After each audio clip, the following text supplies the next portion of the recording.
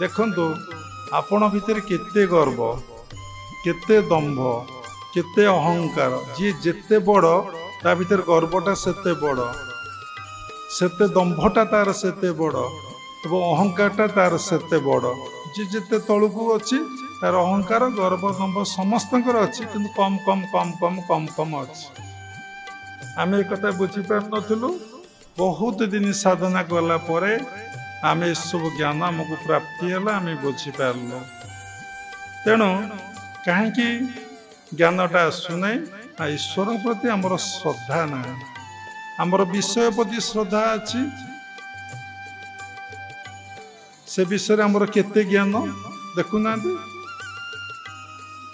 सब विषय आपड़ कहीपर ना जमी ईश्वर संबंधी कथा आलोचना हम आपण आईपर ना कि प्रश्नर उत्तर आपण दे पारे नहीं तेणु जदि आम ईश्वर प्रति आम भीतर कहीं श्रद्धा आसुना मनरे प्रश्न उठिब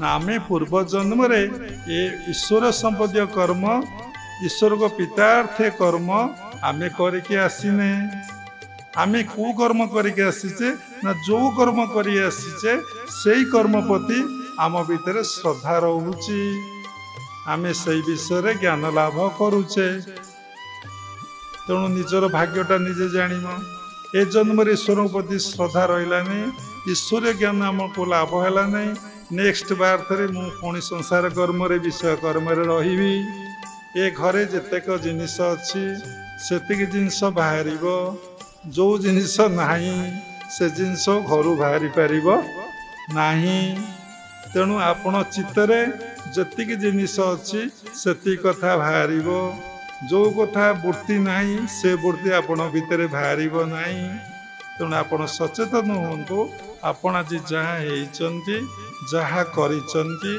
जहाँ करुचंती आगामी की आपण जहाँ करिवे सेतिपई आपण दायी सेटा ही आपण कर्मर फल ये संसार रे कहारी दोष नहीं संसार रे कहारी दोष नहीं कहा को आपण भूल बोली कहले आपणकर होची अज्ञानता आपण कहा को भूल करी कहि परिबे नहीं आज जो मु आश्रम जो सर्टिफिकेट पाइली ओला बुका ताही मो कर्मर फल मो शिष्य माने मुझे शिष्य कर सर्टिफिकेट पाइली ओला आ बुका जैन साधना करुले जो लोक गले कान विभिन्न कथा कहले से शुणले नहीं और जी साधना करी लोक ध्यान करुचे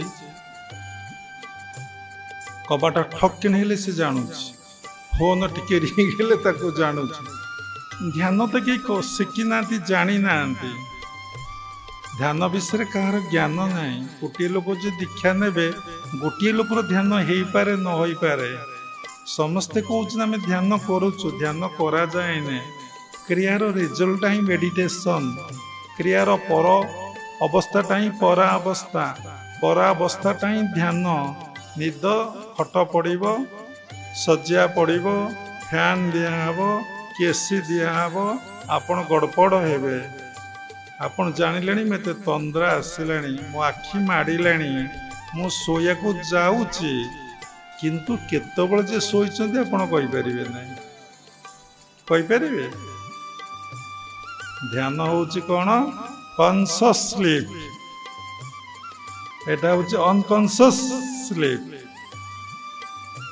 सचेतन निद्रा अचेतन निद्रा केतबेले उठती कहीं कहीपरेनि एपर्यंत साइंस कहीपर केतबेले मो निद भांगिब आउ निद भांगिब कि न भांगिब से कथा भी आउ जना ना ता चिर निद्रा बहु लोग हार्ट अटैक होची बहु लोक कौन ब्रेन फ्रेन कौन स्ट्रोक होची सब आपण मैंने जानते आम तो बुका ओला आम कौन एक कथा जाचु कि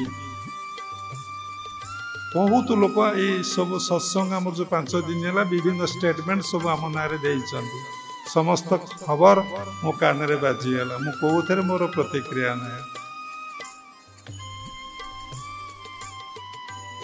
तापरे ध्यानटा कई करती नहीं ध्यानटा स्वतः हुए କ୍ରିୟା କରି ଚାଲିଲେ ଏଭଳି ଦିନ ଅବସ୍ଥା ଆସେ ପୂରକ ରେଚକ କରୁ କରୁ କରୁ କରୁ କରୁ କରୁ ସ୍ୱତଃ କୁମ୍ଭକ ହୁଏ।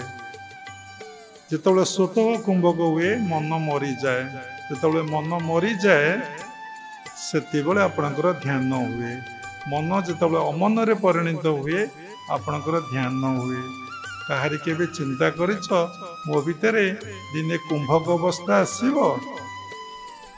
ଆମର ତ ଶ୍ରଦ୍ଧା ନାହିଁ, ଆମର ଆନ୍ତରିକତା ନାହିଁ।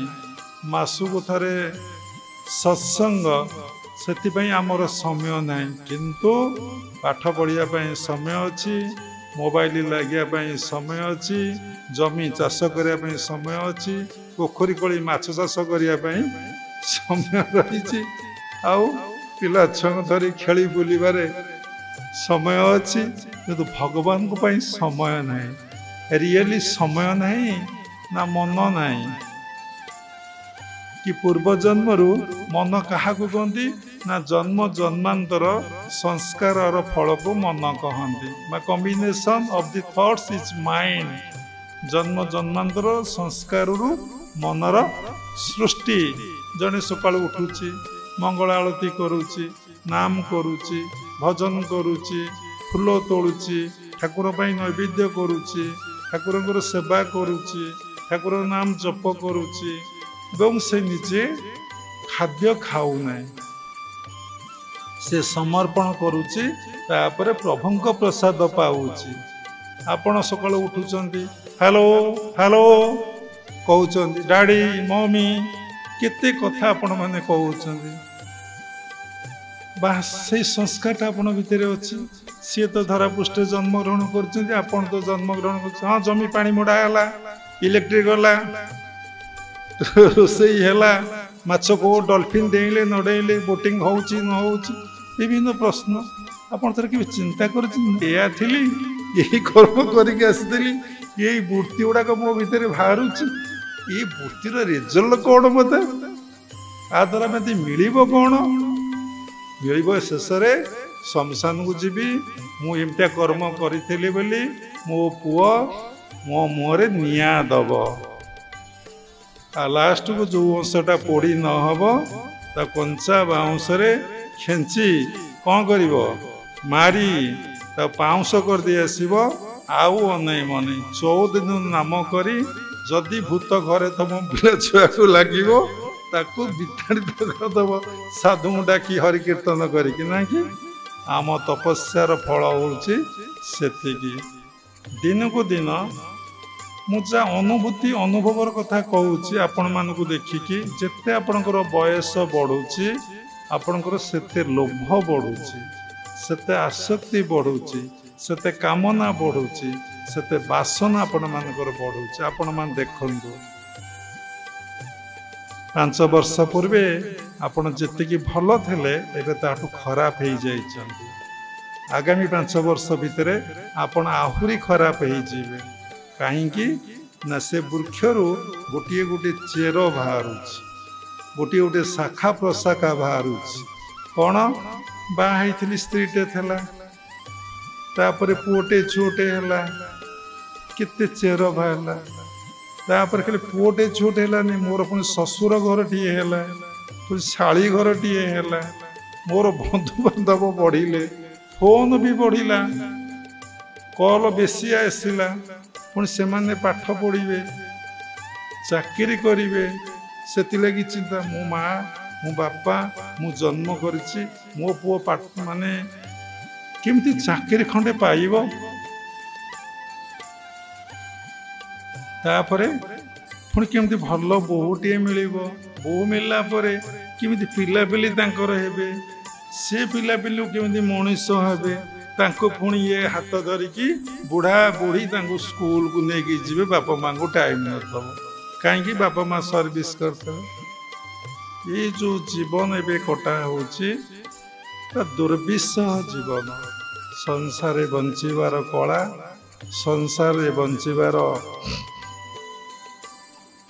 କଳା, ଆଉ ସଂସାରରେ ବଞ୍ଚିବାର ଶିକ୍ଷା, ସଂସାରରେ ବଞ୍ଚିବାର नीति नियम आपण मैंने शिक्षा प्रस्तुत नुह ता अर्थ बाबा ये वैराग्यर कथा कहते सबू छाड़ी आम जंगल को चली जावा।